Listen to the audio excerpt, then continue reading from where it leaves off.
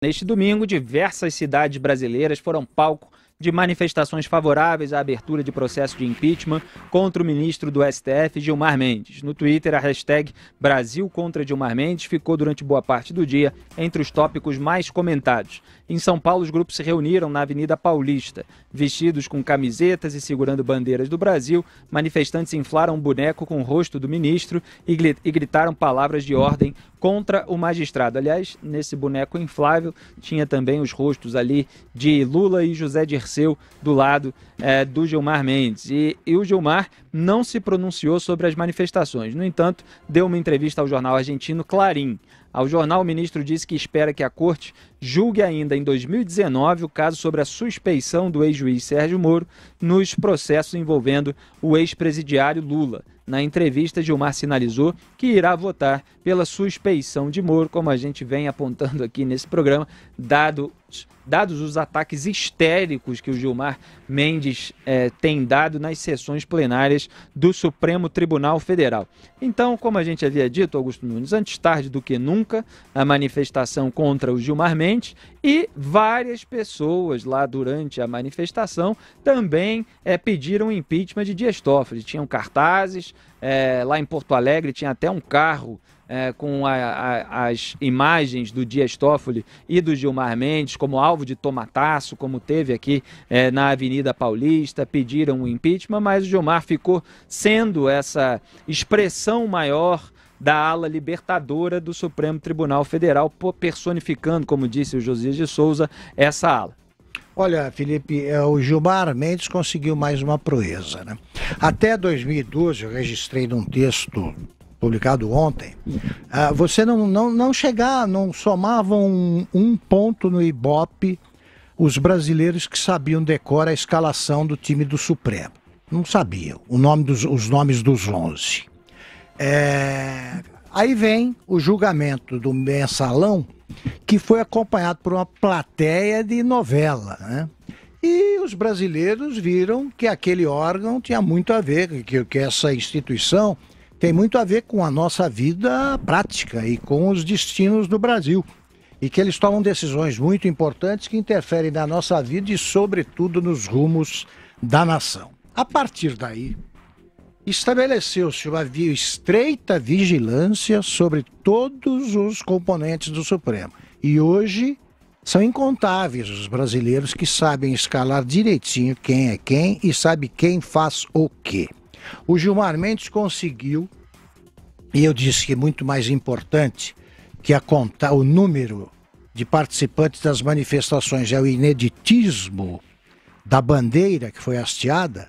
O Gilmar conseguiu que ocorresse no Brasil pela primeira vez na história de qualquer país uma manifestação popular de bom tamanho contra um ministro do Supremo que, como lembrou o Felipe, puxa a fila.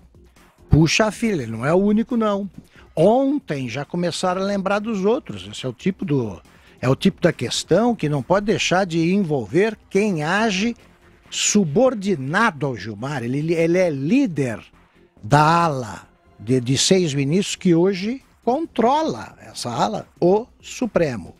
Então Gilmar conseguiu. Ele continua debochando disso. Numa entrevista que ele deu aí na véspera, ele se falou de robôs, eram robôs.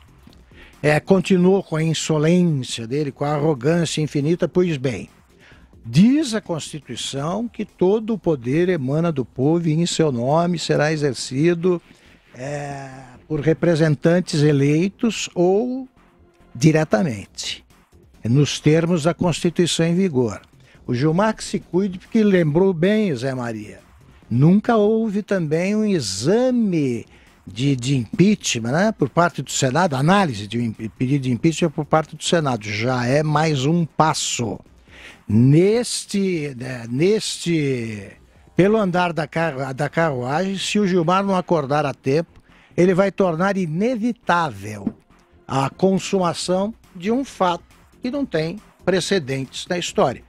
Vai ser afastado pelo instrumento do impeachment um ministro do Supremo Tribunal Federal, mais cedo ou mais tarde. Aliás, Augusto falou dos 6 ministros que controlam atualmente o Supremo Tribunal Federal, referindo-se a Gilmar Mendes, Dias Toffoli, Ricardo Lewandowski, Marco Aurélio Mello e, lamentavelmente, Celso de Mello e Rosa Weber. Porque dos 4 primeiros, ninguém espera nada.